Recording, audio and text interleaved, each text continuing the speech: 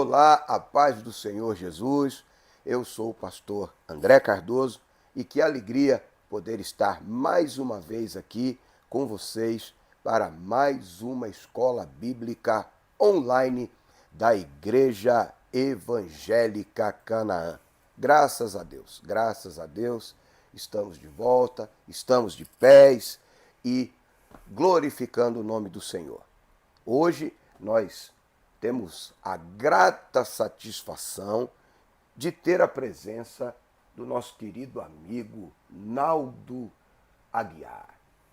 Hoje ele estará conosco aqui, nos auxiliando, nos ajudando, intercedendo por nós, fazendo pergunta, não é? O Naldo hoje ele está participando. Nós, na verdade, eu vou fazer uma confissão aqui em rede mundial de internet.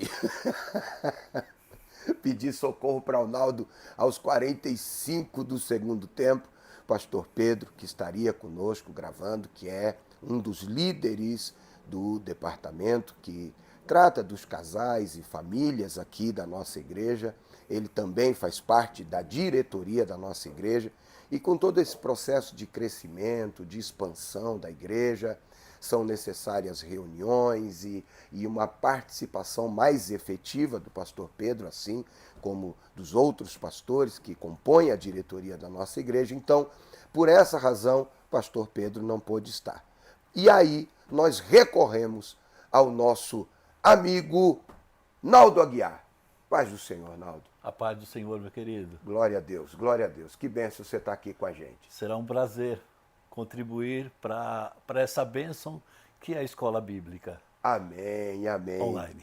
Glória a Deus, Naldo. Então, veja bem, nós vamos, antes de começar aqui todo o processo da nossa meditação de hoje, lembrando os irmãos, lembrando a todos vocês que nós estamos na lição cujo tema é Relacionamentos em Família, superando desafios e problemas com exemplos da Palavra de Deus. É uma revista publicada pela CPAD.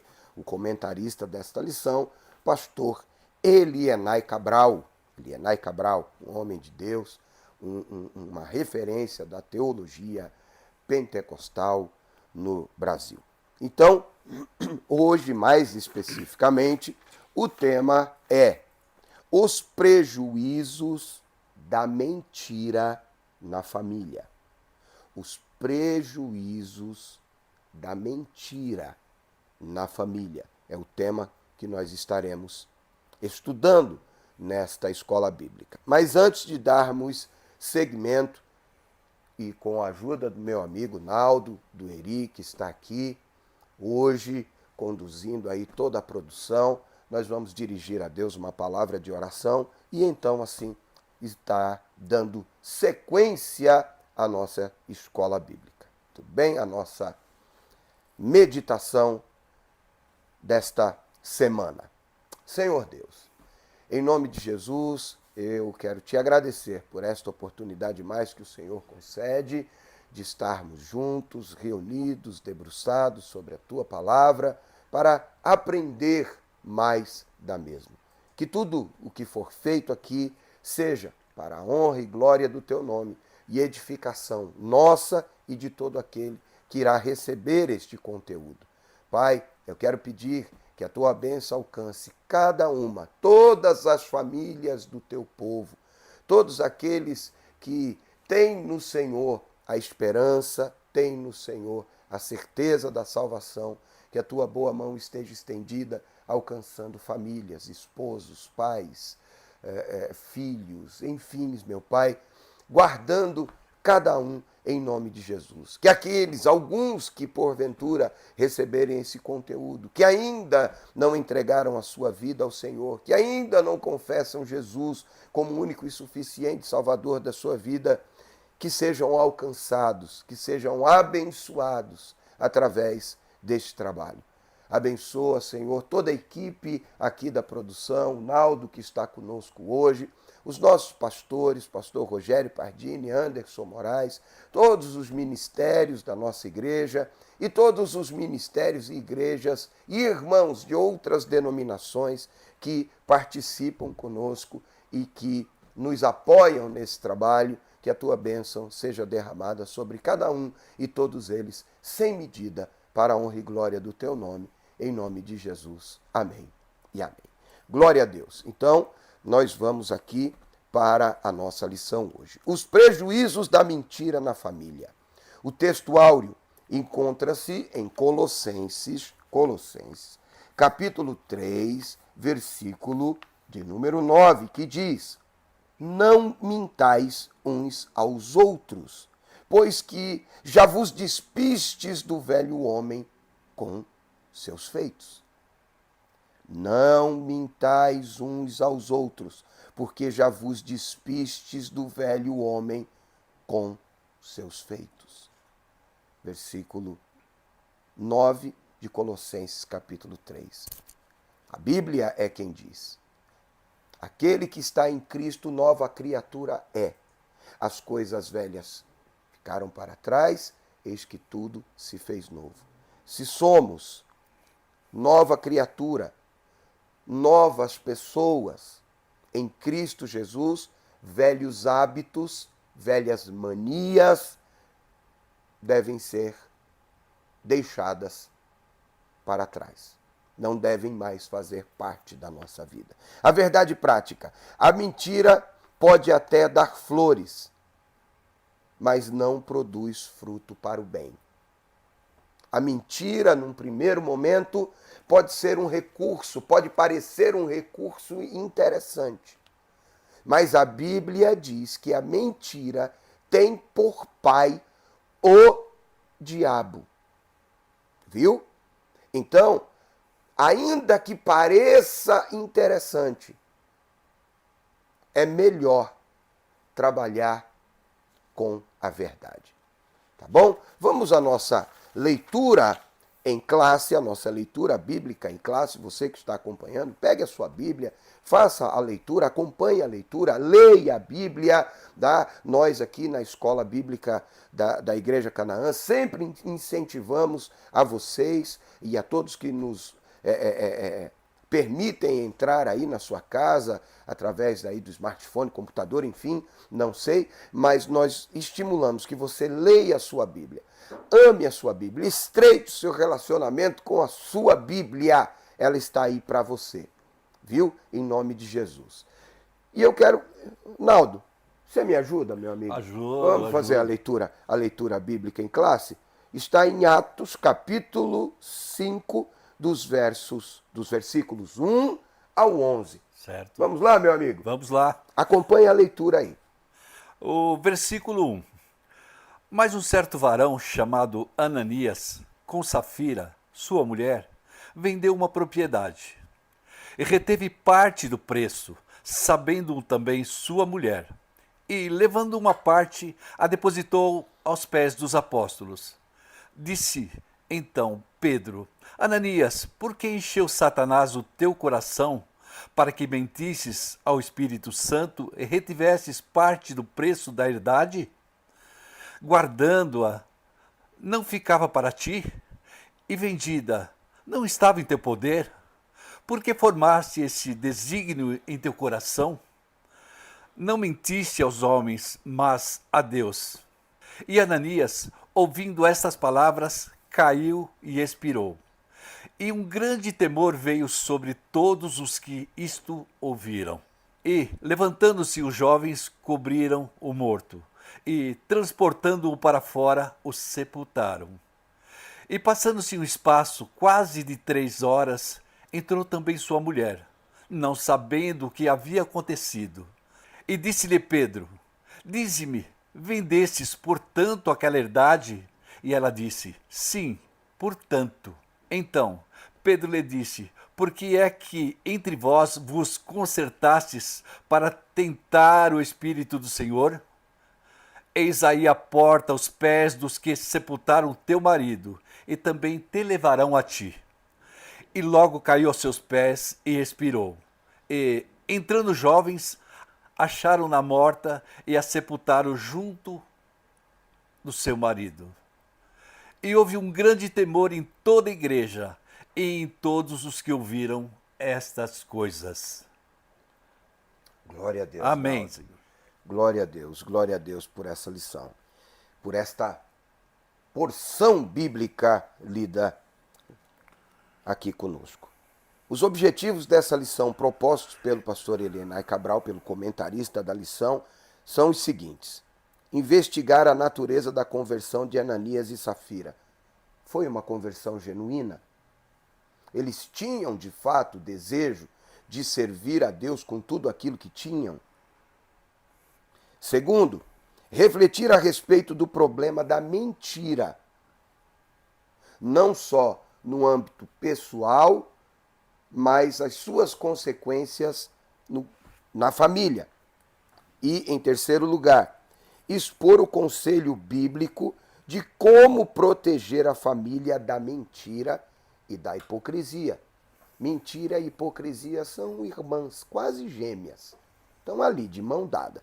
Tá bom? Vamos então à introdução da nossa lição. A história de Ananias e Safira foi marcada negativamente pela mentira que o casal proferiu no início da igreja, quando tudo começou. A mentira que levou à morte. Já dissemos aqui, falaremos mais adiante. A mentira tem por pai o diabo. Aquele que mente, peca. E o salário do pecado é a morte. Então, guarde isso. Ao longo da história da igreja, logo após o Pentecoste, no livro de Atos dos Apóstolos, um sentimento de amor, um sentimento de confraternização, de caridade, vamos assim dizer, e de partilha para com os pobres, dominava a igreja, que havia sido cheia do Espírito Santo. Aí, me permita um parêntese aqui. Alguns comentaristas, teólogos, alguns críticos vão dizer que isso só aconteceu porque eles interpretaram de maneira equivocada a palavra de Jesus, que breve voltaria, e acreditando que por aqueles dias Jesus estaria retornando para arrebatar a igreja, então eles vendiam tudo que tinham, repartiam tudo, e isso acabou gerando pobreza, enfim. Mas o fato é que este sentimento dominou os corações e eles faziam isso com alegria, com liberalidade, com amor, com alegria no coração. Não por obrigação, não porque foram induzidos, não. Era um sentimento comum de repartir, de compartilhar, de ter tudo em comum e de assistir os irmãos carentes. Tá bom? Então vamos continuar aqui. Para que os necessitados, obviamente, não tivessem carência, alguns dos novos convertidos que tinham posses negociavam suas propriedades e depositavam dinheiro aos pés dos discípulos, dos apóstolos agora, tá? Para que a distribuição fosse feita aos necessitados. É nesse contexto que surge, que aparece na história, o casal Ananias e Safira, que infelizmente deixaram-se dominar pela inveja. Peraí, inveja do quê, pastor? Inveja daqueles que estavam sendo, recebendo reconhecimento da comunidade por partilharem os seus bens. Não é, Naldo? Tem gente que, o outro está sendo reconhecido, eu também quero. Ser humano assim, o ser humano é assim. É uma vaidade, assim, né? E é preciso tomar cuidado com essa vaidade, porque senão ela vai gerar essa inveja e o desejo também de chamar a atenção, assim como as demais pessoas. Verdade. Não é? Verdade. Então, por isso, eles propuseram no coração a mentira contra os apóstolos e contra a igreja. Me permita outro parêntese aqui, o texto vai ser muito específico e enfático quando Pedro diz: mentistes ao Espírito Santo. Eles propuseram mentir para o apóstolo ou para os apóstolos, mentir para a igreja, para serem elogiados, Esqueceram-se de Deus. e esqueceram-se de Deus. Esse é um erro terrível, mas que muito se repete nos nossos dias, porque nós nos esquecemos do que o escritor aos Hebreus, e depois eu vou pedir para a produção me ajudar e colocar a referência aqui, tá? Mas o escritor aos Hebreus, se não me falha a memória, diz que todas as coisas estão nuas e patentes Aos olhos do Senhor. aos olhos do Senhor, diante daquele ao qual todos prestaremos conta. Então, quando você conta uma mentirinha, por mais que você ache insignificante, você está cometendo um pecado terrível, porque, repito, a mentira tem por pai o E não tem mentirinhas. Mentira é mentira. é mentira. Nesta lição, então, nós estudaremos o perigo que a mentira traz para a família e para o crente, para o ser humano, para a pessoa, tá bom? Além da tragédia espiritual, ela traz também consequências trágicas à família, à pessoa, tá bom? Então vamos ao primeiro tópico da nossa lição, e a palavra-chave é, obviamente, a mentira. A mentira. Nós vamos estar aqui falando em torno do tema do perigo ou dos perigos da mentira e das consequências. Tá bom? Uma conversão duvidosa. E aí eu já vou acionar aqui mais uma vez nosso amigo Naldo.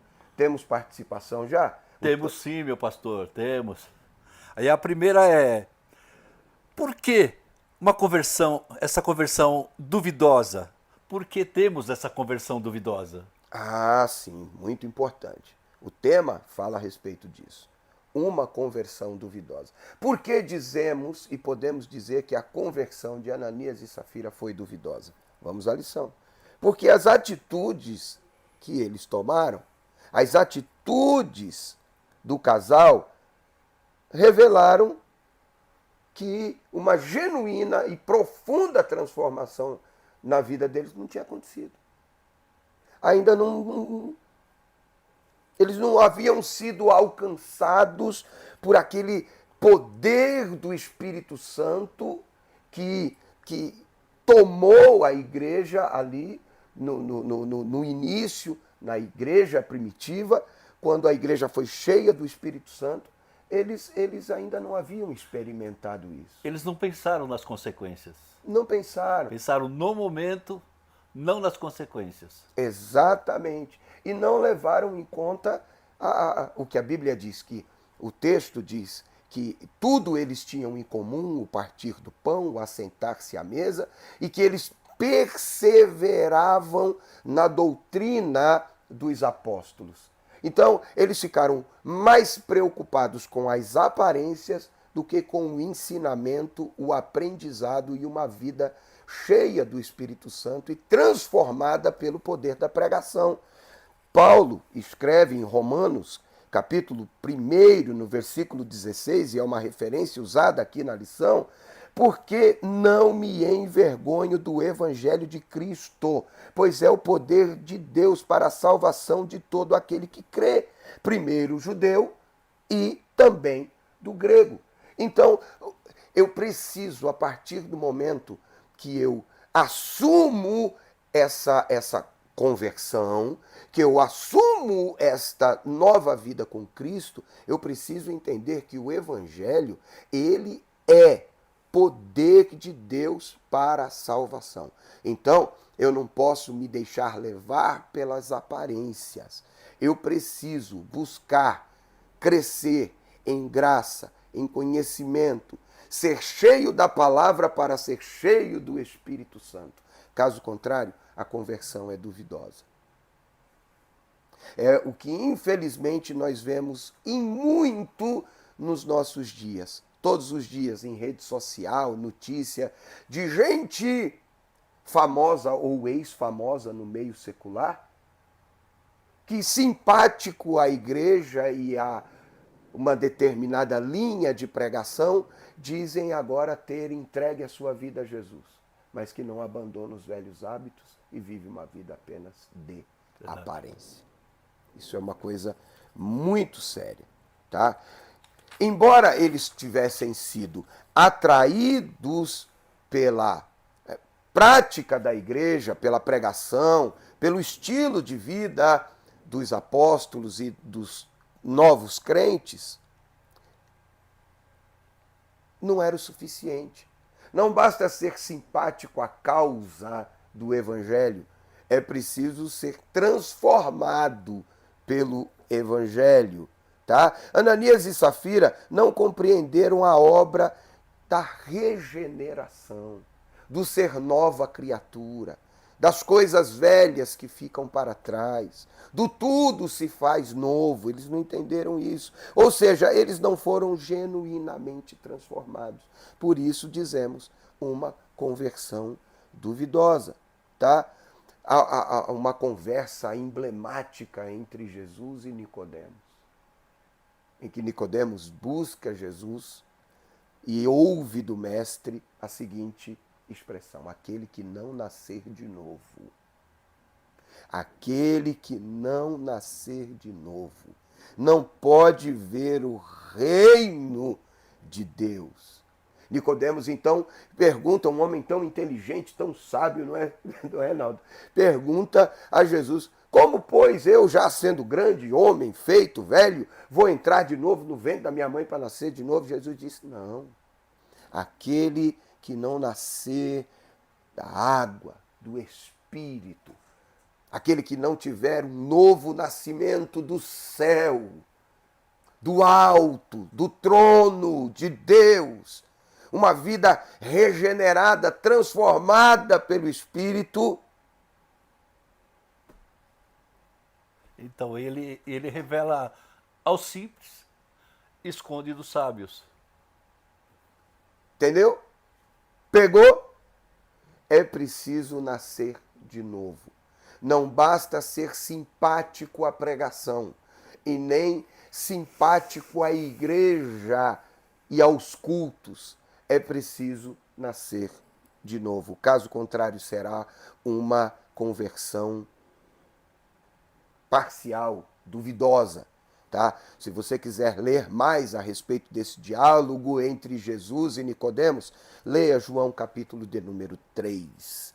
Tá bom? É importante enfatizar que no início do movimento, da igreja, do Pentecostes, tudo aquilo que estava acontecendo ali, Ananias e Safira uniram-se à igreja.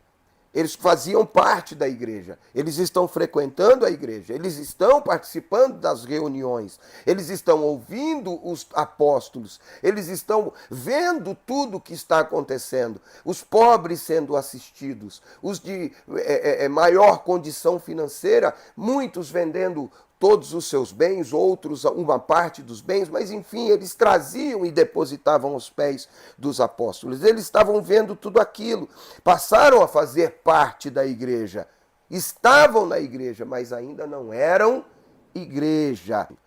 Entretanto, a velha natureza se revela na hipocrisia, na cobiça e na mentira do casal. Nessa coisa estranha que domina o coração deles, de querer aparecer, de ter aparência, mas aquilo não era do coração, aquilo não estava no coração deles. Eles não estavam sendo motivados pelo Espírito Santo, mas pela vaidade, pelo engano, pela hipocrisia, pela mentira, tá? E nós não podemos de maneira alguma, tá, estar e viver esse tipo de vida dizendo que somos novas criaturas, que somos novas pessoas, que temos uma vida nova em Cristo Jesus. Não combina. Vamos continuar aqui. A comunhão na igreja de Atos. Em Atos dos Apóstolos, está claro que uma das características dos primeiros dias da igreja, entre outras coisas, era a comunhão.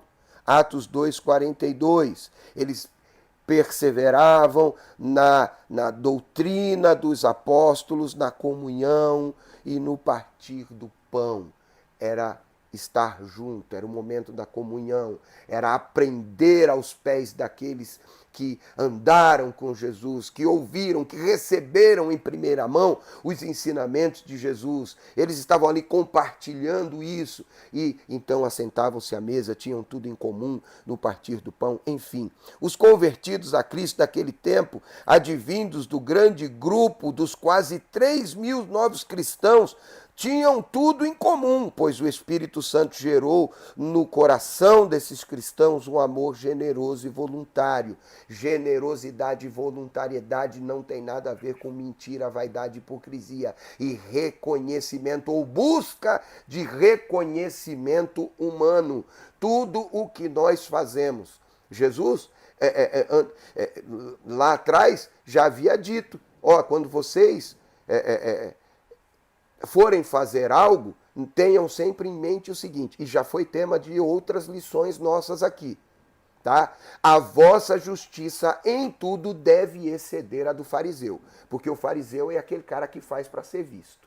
Dá esmola na praça, ora nas esquinas, em voz alta para chamar a atenção. Quando jejuava, fazia cara de triste, de lamento para mostrar que estava jejuando. Jesus quebrou todos esses paradigmas e disse, quando você jejuar, lava o rosto e se unge. Tá? Quando você for orar, entra no teu quarto, fala com o teu Deus em secreto que ele vai te abençoar. E quando você for dar esmola, ajudar o necessitado, que a mão esquerda não saiba o que fez a direita. Tá bom? Você não tem que fazer nada para aparecer, para mostrar, mas sim com voluntariedade, com inteireza de coração, por generosidade.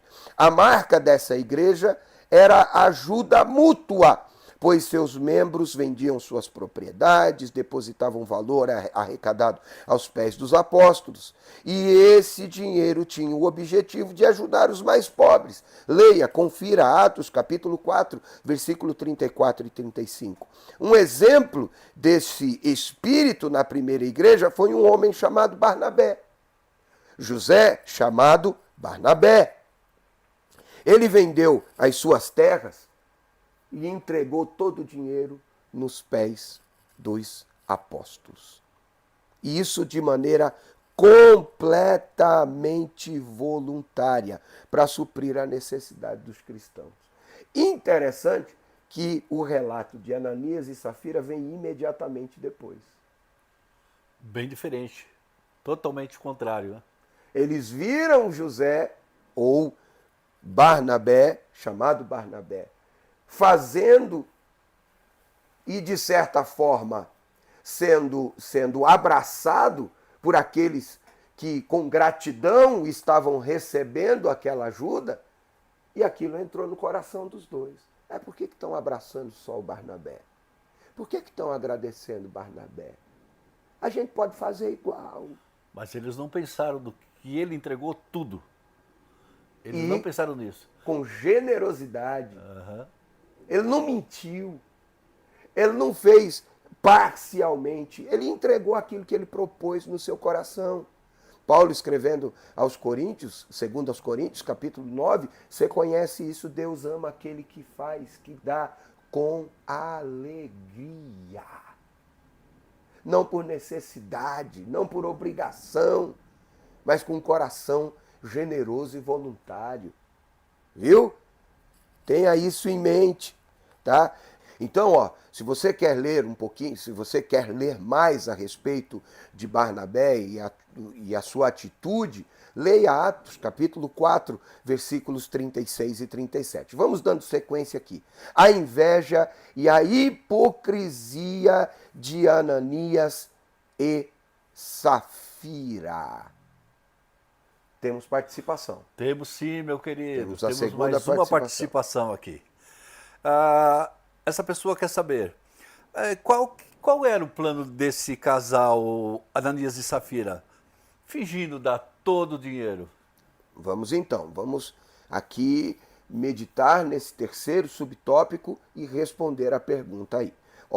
Quando viram o desprendimento generoso de Barnabé, Ananias e Safira encheram o coração de inveja. Encheram o coração de inveja. Eu quero ser ovacionado. Eu quero ser reconhecido. Eu quero ser reconhecido pelo povo e pelos apóstolos. Quem sabe eu não descolo aí um diaconato. Verdade. Quem sabe aí eu não descolo um ministério.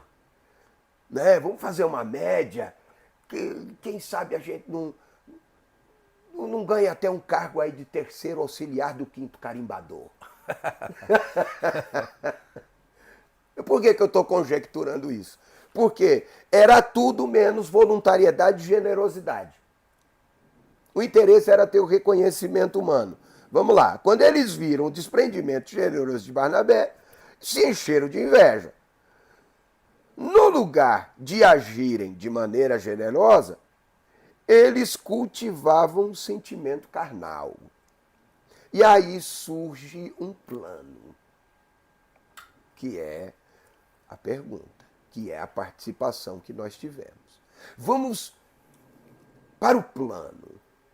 E aí deixa eu dizer algo aqui para os casais. Porque a lição envolve família e conselhos, superar problemas e dificuldades na família com conselhos de personagens bíblicos. Tá? O exemplo de Ananias e Safira faz com que eu lhe dirija a seguinte pergunta. Você, casal, vocês, esposo e esposa, parceiros ou cúmplices?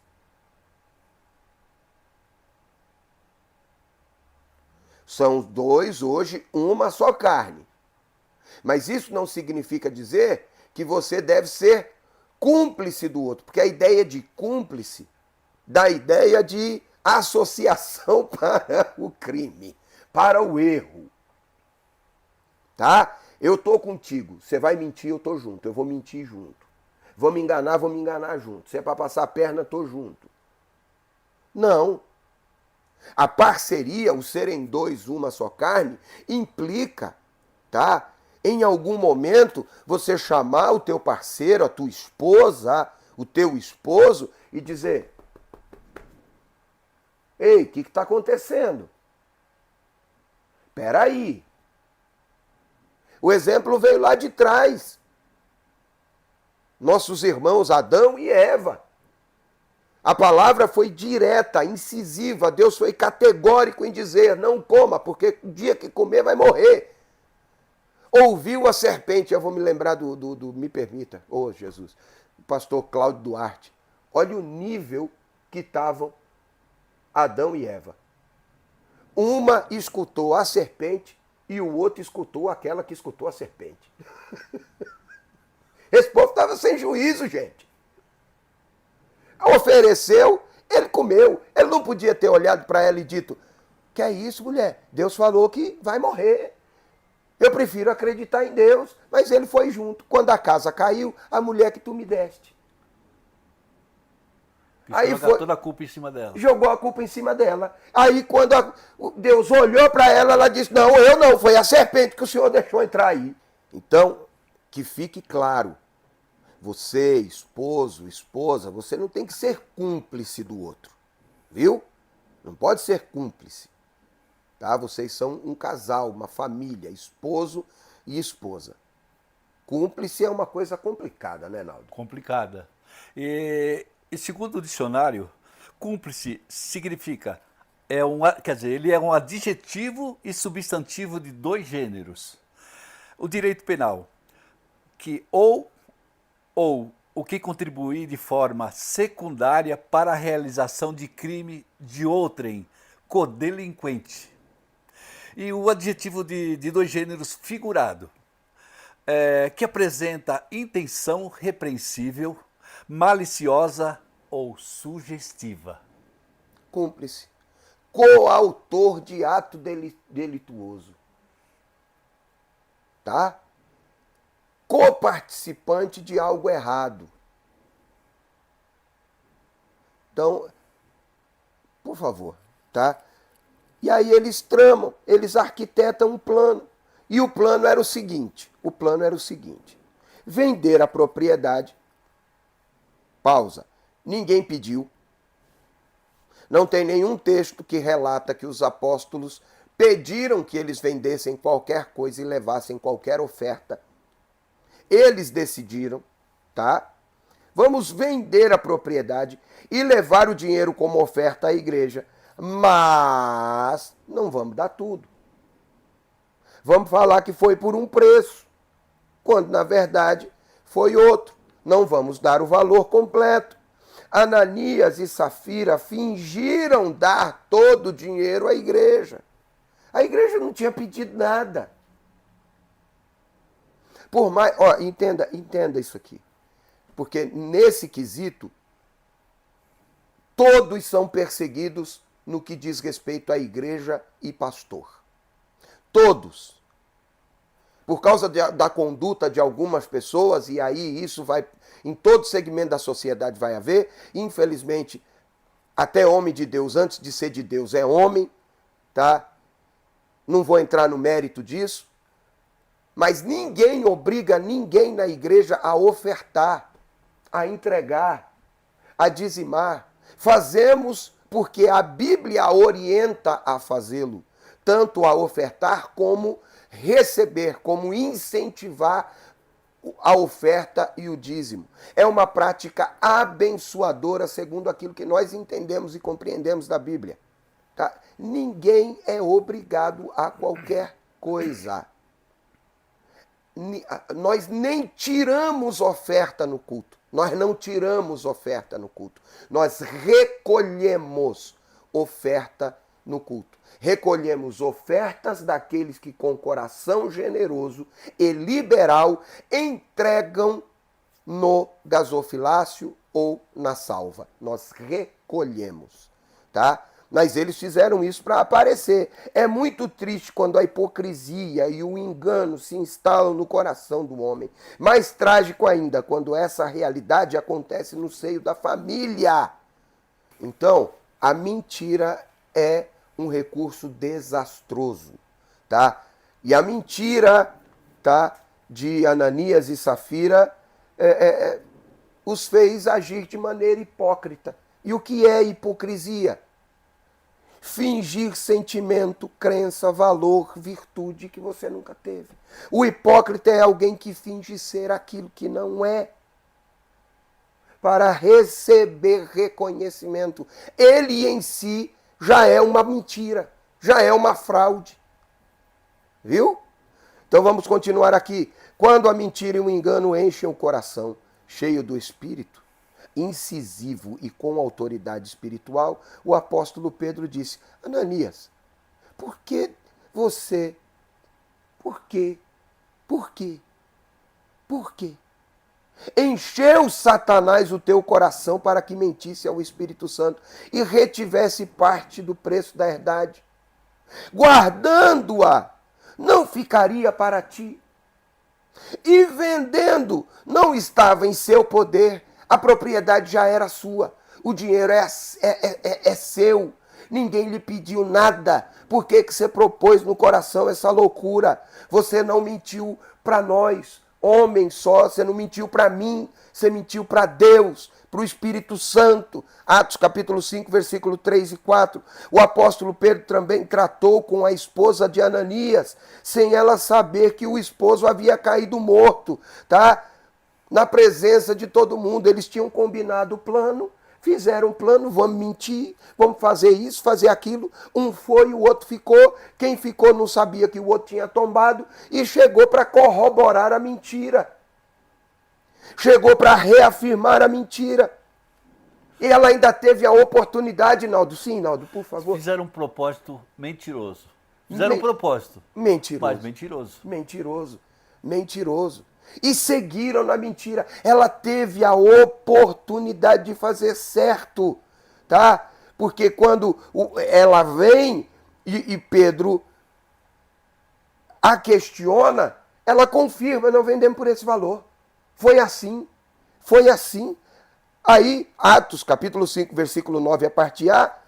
Por que é que entre vós vos concertastes para tentar o Espírito do Senhor? Quando ela foi perguntada, ela tinha oportunidade de falar: apóstolo, perdão. No momento de fraqueza, no momento de loucura, a gente tentou fazer isso, mas a verdade não é essa. Perdoa, gente. Perdoa. Que Deus nos perdoe. Não. Mentiu até o fim. Morre negando. Vamos lá. Portanto, vemos que a mentira e o engano dominaram o coração do casal para tentar ludibriar a igreja, consequentemente, a liderança apostólica. Deixa mais um parêntese aqui. Você que mente quanto ao seu dízimo, você não está mentindo para o pastor nem para a igreja. Você está mentindo para o Espírito. Em Hebreus, no capítulo 7, está escrito o seguinte: aqui, na verdade, tomam os dízimos homens que morrem. Ali, todavia, aquele do qual se testifica que vive para sempre. Então, quando eu entrego, o dinheiro é meu, eu entrego se eu quiser, eu não preciso mentir. Você não precisa mentir. Faça conforme o proposto no seu coração. Então vamos em frente, chegamos ao final desse tópico e dando seguimento aqui. O problema da mentira dentro da família. A mentira produzida dentro da família de Ananias e Safira, eles imaginaram que poderiam tirar proveito do desconhecimento das pessoas da igreja sobre a artimanha de esconder a verdade sobre a venda da propriedade, mentindo com o objetivo de chamar a atenção para si mesmo. Atos 5, versículo 1. Isso fala a respeito de pessoas que se dizem cristãs, mas mantêm velhos hábitos da vida mundana. O Espírito Santo se entristece quando, dentro da família, o esposo, a esposa, filhos, filhas ou outros membros fazem da mentira um estilo de vida. Por isso, o apóstolo Paulo nos exorta em Colossenses capítulo 3, versículo 9, que é o texto áureo. O qual é a exortação que ele faz? Não mintais uns aos outros, pois que já vos despistes do velho homem com os seus feitos. Se vocês dizem que são novas criaturas, por que viver velhos hábitos? Se vocês são filhos de Deus, vocês devem falar a verdade, tá? Agora, se vocês estão mentindo, eu vou repetir o que eu disse no começo. A mentira tem por pai o diabo. Vamos dando sequência aqui, olha, segundo tópico, o problema da mentira dentro da família. O problema da mentira dentro da família. Quem faz uso da mentira está dominado pelo poder da carne. Em Gálatas, mais especificamente no capítulo 5, o apóstolo Paulo escreve que a carne cobiça contra o espírito. E este se opõe à carne, para que não façamos o que ela quer. Ou seja, se espera dos cristãos que crucifiquem a sua carne com as suas respectivas paixões, e isto é, sacrificando, mortificando os vícios da alma. Assim, devemos viver dominados pelo Espírito. Tá? E não pela carne. Aí você confere aí na sua casa depois, Gálatas capítulo 5, versículos 17, 24 e 25. Toda e qualquer mentira, isso é muito importante. Grave, se você, de tudo que nós dissemos até agora, você guardar isso aqui, glória a Deus. Toda e qualquer mentira, por mais que pareça ingênua, tem a sua fonte no diabo, que é o pai da mentira. Leia João capítulo 8, versículos 44 e 45. Se ela domina o crente, significa que este crente não está mais no Espírito Santo, mas na carne. Na carne, tá bom? Confira também Romanos, capítulo 8, versículo 1 e depois versículos 13 e 14. Se viverdes segundo a carne, morrereis. Se pelo Espírito mortificardes as obras da carne, as obras do corpo, vivereis. Tá? É isso basicamente que o texto diz. Tá bom? Chegamos ao final desse tópico e vamos dando a sequência. O terceiro tópico da nossa lição, terceiro e último tópico da nossa lição. Protegendo a família da mentira e da hipocrisia. Essa é daquelas aulas pesada, que a gente, sabe, o assunto não é atraente assim, tem gente que, sabe, mas é necessário, tá? Nós, enquanto igreja, temos o compromisso com o ensinamento da palavra, tá bom? Então vamos continuar aqui. Terceiro tópico, protegendo a família da mentira e da hipocrisia. Protegendo a família da mentira e da hipocrisia. Cuidado contra os defeitos morais no lar.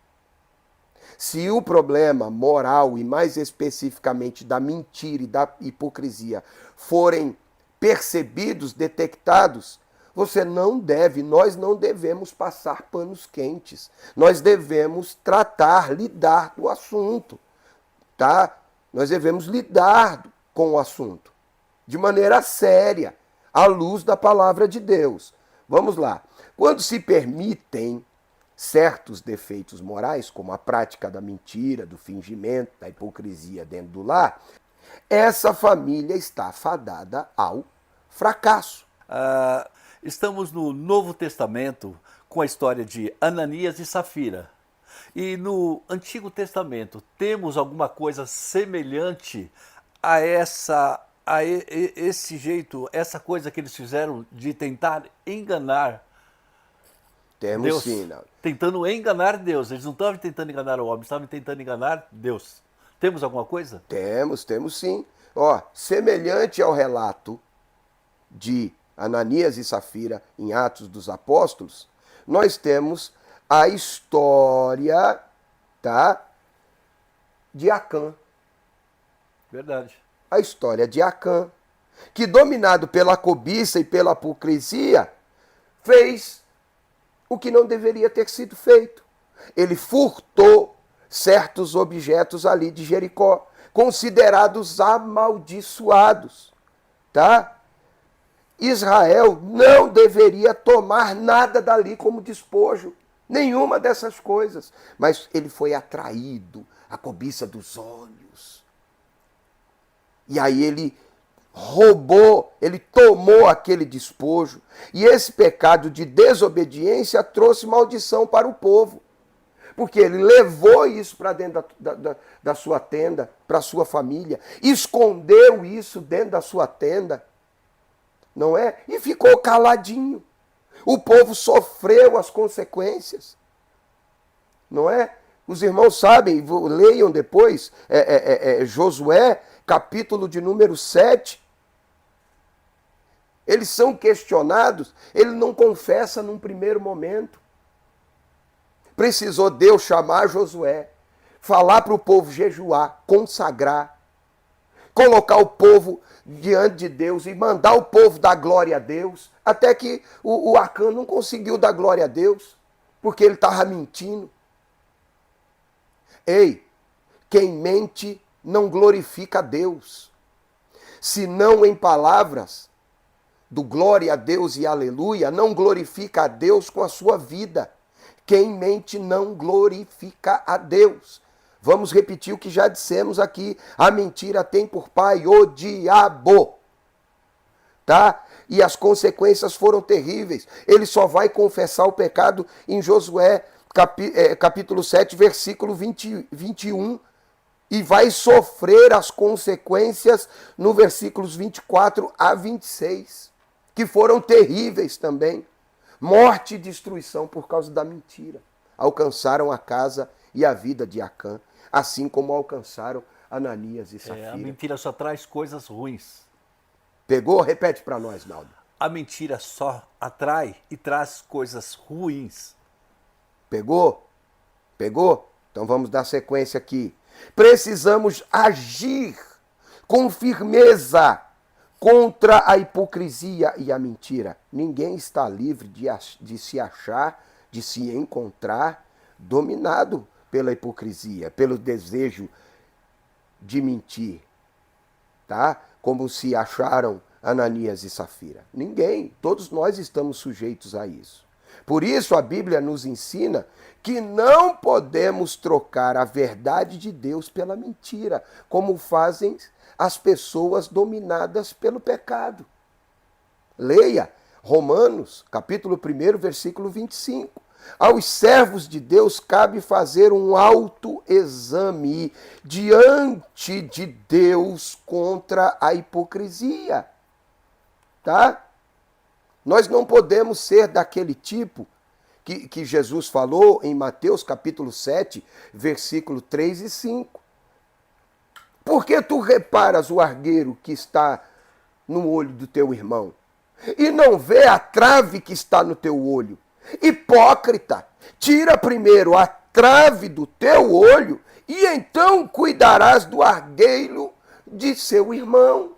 É fácil a gente ver os defeitos dos outros. O nosso está tão pertinho e a gente não vê. Não vê. A nossa vista se embaça olhando para a gente. Da gente para a gente, os nossos olhos se embaçam. Mas para olhar a vida dos outros é bem mais fácil, bem mais fácil.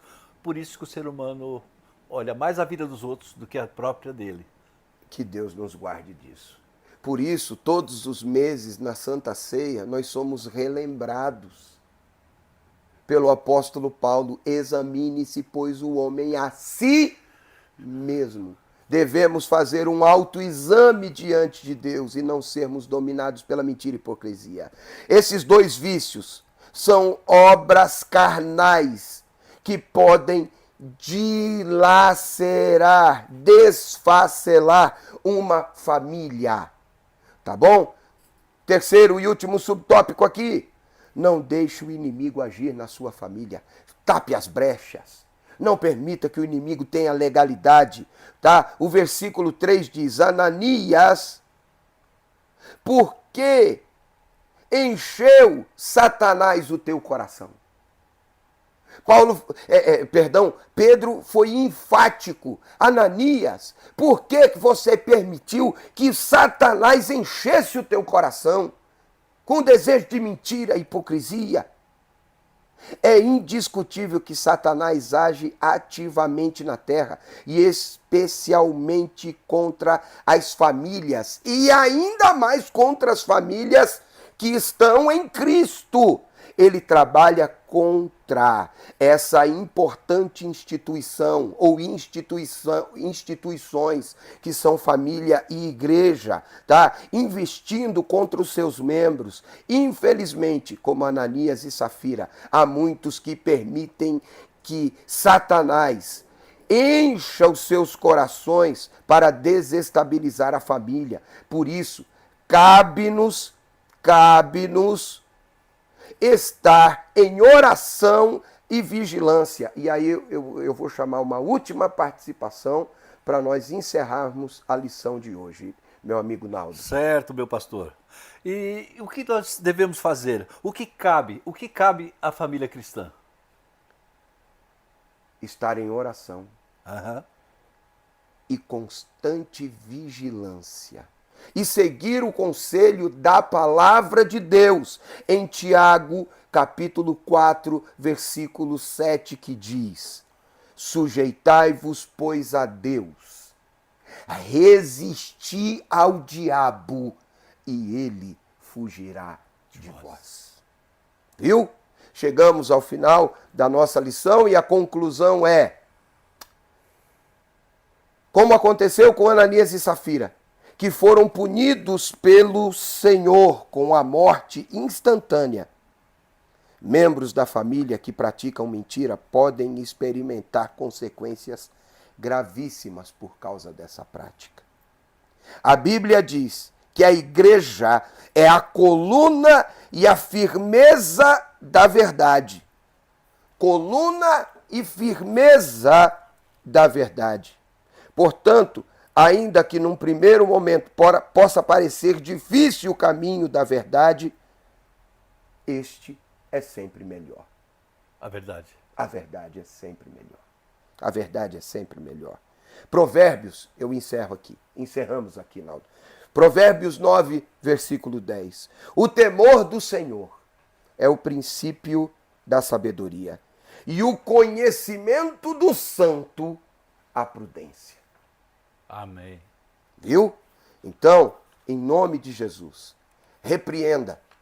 Não permita que a mentira faça parte da sua vida. Não seja um hábito seu. Alguém, agora de fato encerrando, pastor, quando fala que vai encerrar é um problema sério, né, não? É. Alguém me contou, em certa ocasião, o pastor Josué Gonçalves propôs a seguinte ilustração. Um crente em Jesus levava uma vida cheia de mentiras. Pregador, inclusive. E um dia ele disse à sua família que estaria numa igreja quando, na verdade, ele estava em outro lugar, cometendo um ato pecaminoso, sendo um hipócrita, mentindo para sua família e filhos. Ele chega em casa e naquela noite o filho caçula, o pequenininho, não conseguia dormir, esperou o pai para fazê-lo dormir. Quando o pai chegou, ele correu, agarrou na perna do pai e disse: papai, papai, papai, eu estava te esperando, eu não consigo dormir. Ora comigo do jeito que a mamãe ensinou e me faz dormir. O pai foi, dobrou o joelho do lado do filho, ao lado da cama, e o bebê, a criancinha, começou a orar e disse: papai do céu, quando eu crescer eu quero ser igual ao meu papai. Bom pai, bom esposo e crente em Jesus. Uma criança. O pai não conseguiu orar, ficou alguns minutos com o filho, ele pegou no sono. O Espírito Santo entrou.